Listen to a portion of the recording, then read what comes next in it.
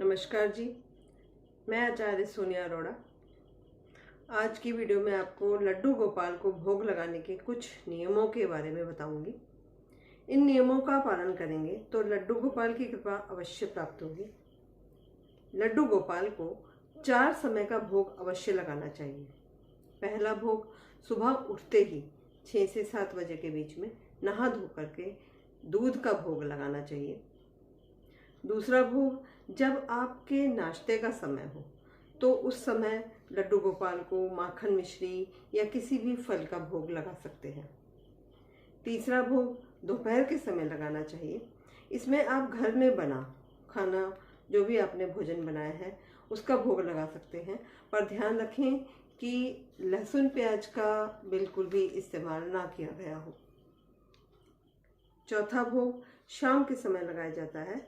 इस समय भी घर में बना भोजन पर बिना लहसुन प्याज का भोजन ही होना चाहिए, और यदि ऐसा संभव ना हो तो कोई भी फल या ड्राई फ्रूट का भोग आप लगा सकते हैं। लड्डू गोपाल के साथ आपको पूरा दिन इस तरह रहना है जैसे आप अपने बच्चे के साथ रहते हैं।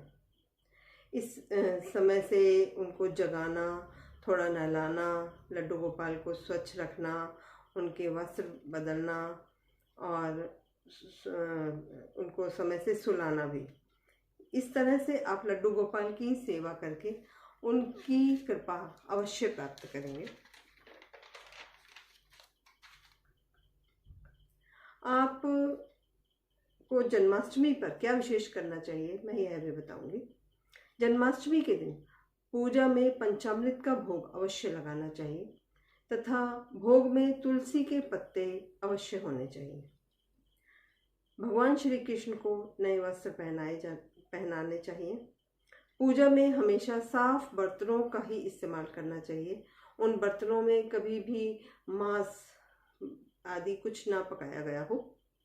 यदि आपके घर में तुलसी का पौधा है तो उसे लाल चुनरी से ढक करके उसके पास दीपक अवश्य जलाना चाहिए। जन्माष्टमी पर विशेष पूजा रात के समय ही की जाती है, तो श्री कृष्ण जी के साथ महालक्ष्मी जी की भी पूजा अवश्य करें। श्री कृष्ण जी की पूजा में आपको बांसुरी और मोर पंख भी अवश्य रखने चाहिए, क्योंकि श्री कृष्ण को यह बहुत पसंद है।